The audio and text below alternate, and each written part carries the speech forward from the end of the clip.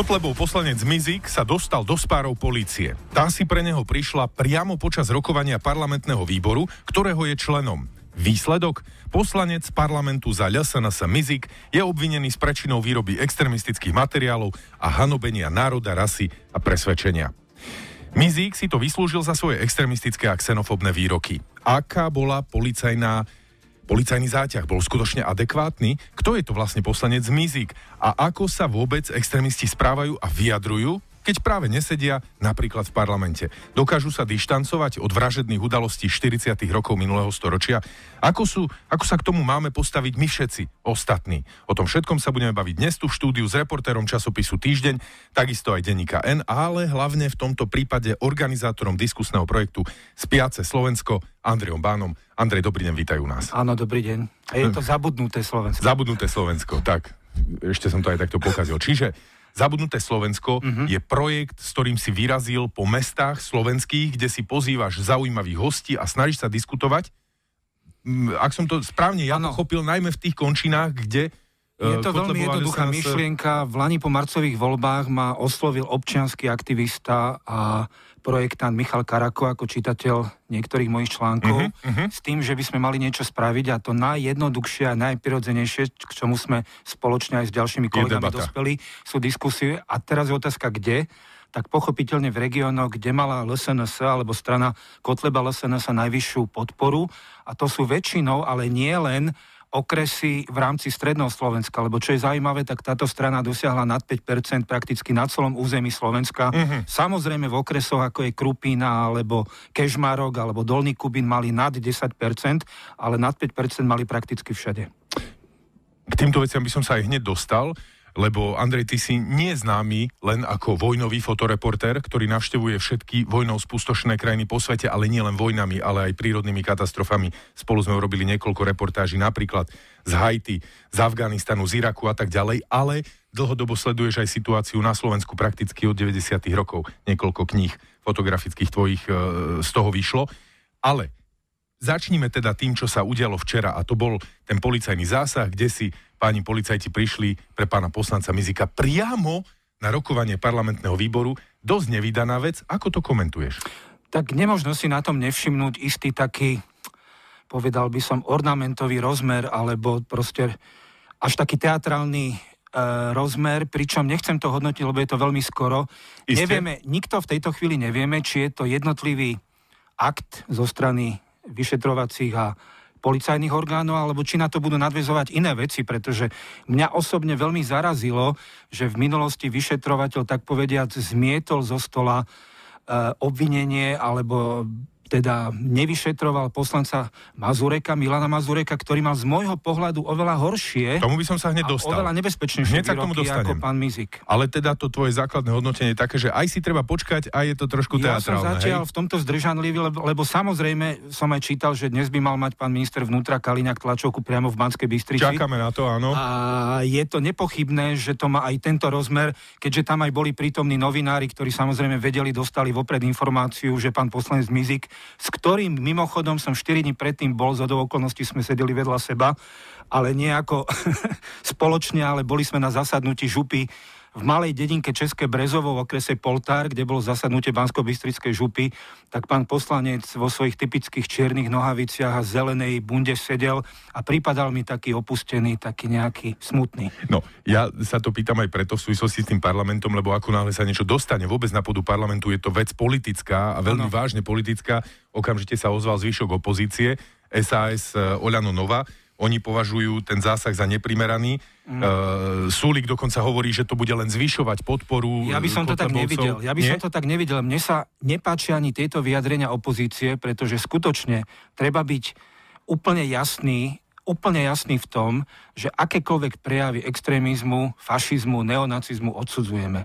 A nepolitikárčil by som v tomto. Samozrejme, vyvstáva otázka, že pokiaľ iné, zrejme závažnejšie prejavy zatiaľ neboli stíhané alebo zatiaľ neboli prenasledované, tak o čo ide?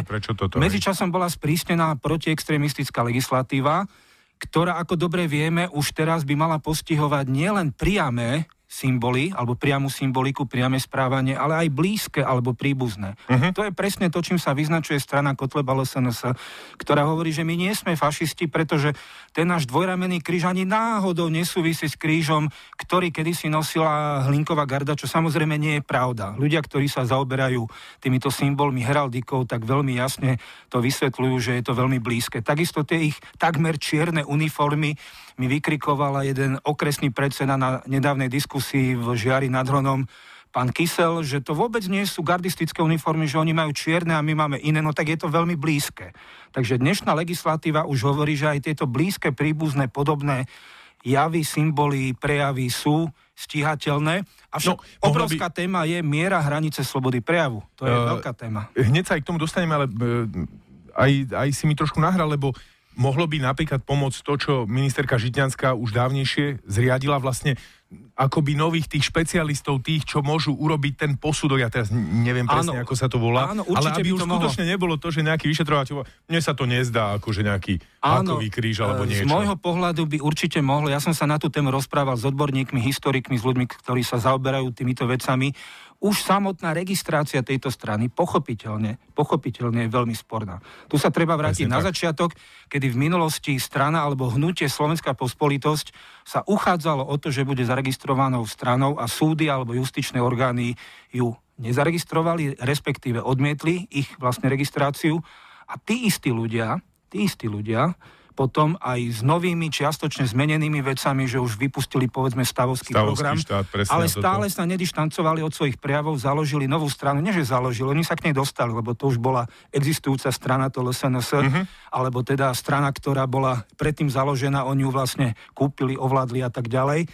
Čiže už tu je ten koreň problémov, že naše policajné, vyšetrovacie, justičné orgány v minulosti podľa môjho presvedčenia nedostatočne odborne tieto veci vedeli vlastne posúdiť. A preto sa aj pýtam, že kto je teda vlastne poslanec Stanislav Mizík? O ňom v nejakej parlamentnej diskusii napríklad štátnemu rozpočtu, alebo ja neviem, počuť veľmi nie je. No nie je veľmi počuť, je to vekovo starší človek, ktorý sa naozaj veľmi neprejavuje. Aj na našich diskusiách ja som ho zažil na jednej diskusii, ktorá bola v Rimavskej Sobote, kde bolo 400 ľudí a medzi nimi asi 20 alebo 25 Kotlebovcov prišlo, kde boli aj poslanci Mazurek a Mizík, ale on teda nevystúpil. Takisto včera, ako sme videli v správach, tak bez vyjadrenia išiel okolo novinárov, alebo respektíve neodpovedal. No predseda Kotleba povedal, že bol v šoku, tak nemohol prísť na tlačovku. Nechcem to hodnotiť, každopádne jeho status, o ktorom je reč.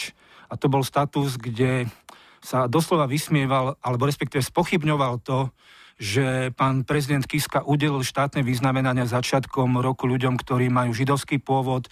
Potom tam bola vlastne významná rómska aktivistka pani Daniela Šilanová, potom tam bol Mišo Kaščák ako organizátor festivalu Pohoda, tak týchto všetkých ľudí on s veľmi, podľa mňa, uražlivým a hlúpým spôsobom vlastne zosmiešnil, ale ešte raz by som chcel zdôrazniť, že ja vidím osobne rozmer medzi tým, čo napísal pán Mizík a tým, čo napísal Milan Mazurek alebo ďalší ľudia. No, tak poďme k tomu, Andrej, čo teda tí ostatní, ak presne ako si povedal, tu by mohli byť pochybnosti o tom, že či polícia mu teraz niečo dokáže alebo nedokáže, ale teda tí ostatní a tá tvoja skepsa s tými inými výrokmi, o čom sa rozprávame? Krásne už dlhodobo systematicky o týchto výrokoch píše a ich cituje, spomína z Facebooku Janko Benčík, bloger, ktorý sa týmto veciam dlhodobo systematicky venuje v Ružomberku.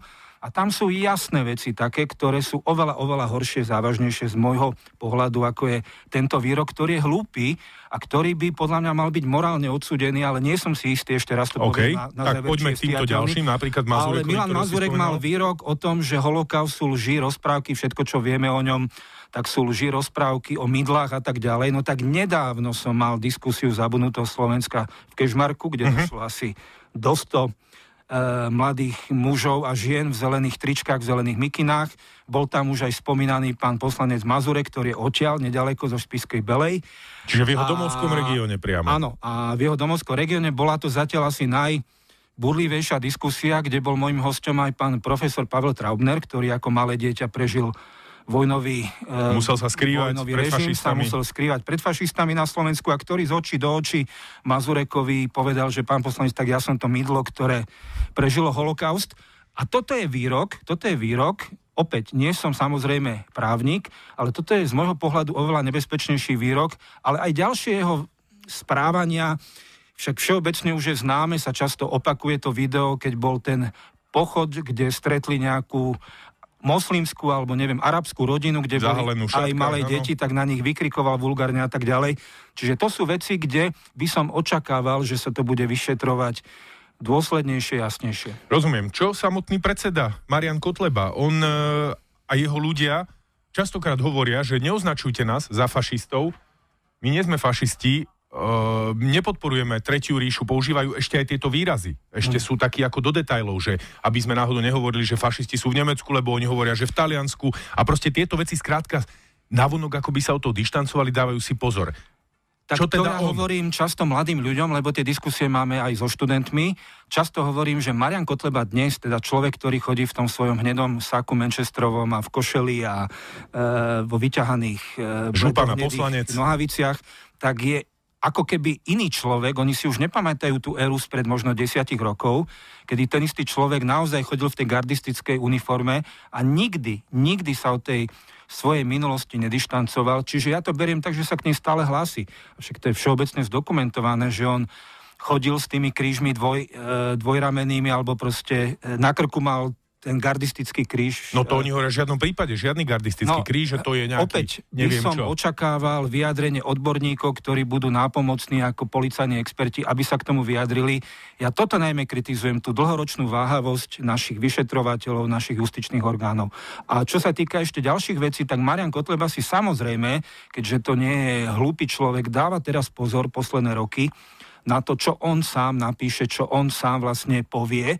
A nielen on, aj povedzme Milan Mazurek, keď sme boli nedávno na tej diskusii spolu, takto z očí v oči niekoľko metrov, tak keď jeho sympatizanti okolo neho, ktorí začali byť veľmi emotívni a začali vykrikovať, pokrikovať, tak on ich usmerňoval, ako keby dával najavo, že však sme sa dohodli, že nebudete zlí. No to som že vlastne sa snažia vystupovať mierne a snažia sa vystupovať ústretovo, ale opäť ja by som ich vždy tlačil k tomu, že či sa dištancujú od tej svojej minulosti a od toho svojho správania a nedištancujú. Práve to som chcel povedať, že na druhej strane nie, že podporujú, ale priamo adorujú Tisovi. Áno. Politicky zodpovednému za režim, za zločinecký režim, ktorý zaplatil a na smrť vyviezol viac ako 70,000 obyvateľov tejto krajiny, nehovoriac o tom, čo sa dialo tu, spochybňovanie Slovenského národného povstania, všetky tieto veci. Ale ja by som chcel na jednu vec upriamiť, Braňo, pozornosť. Nedávno bol zverejnený veľmi zaujímavý a veľmi hodnotný prieskum sociologický zo strany SAV, ktorý ako keby bližšie charakterizoval, že kto sú sympatizanti, privrženci, voliči strany LSNS. No. A vyšlo tam z toho niečo, čo aj ja zistujem opakovane na tých mojich alebo našich diskusiách, že to naozaj nie sú nezamestnaní, nevzdelaní ľudia vo veku od 15 do 20 rokov, ale sú to ľudia od 20 do, dajme tomu, 30-35 rokov, ktorí majú manuálnu profesiu. To znamená, že sú to často robotníci, ktorí zarábajú niečo, nie sú to chudobní ľudia, ale hlavný faktor v ich inklinácii k tomuto je samozrejme internet, čo teda aj ja opakovane hovorím aj bez týchto výskumov SAV. Čiže nie mainstreamové médiá, ako oni radi často sa sťažujú. Internet, a tí ľudia prevažne majú pocit, že oni nie sú neonacisti, a to aj teda oni mi často zdôrazňujú, pričom oni toho neonacistického svojho šéfa tolerujú, ale oni sami sa cítia veľmi dotknutí, keď ich takto nazveme.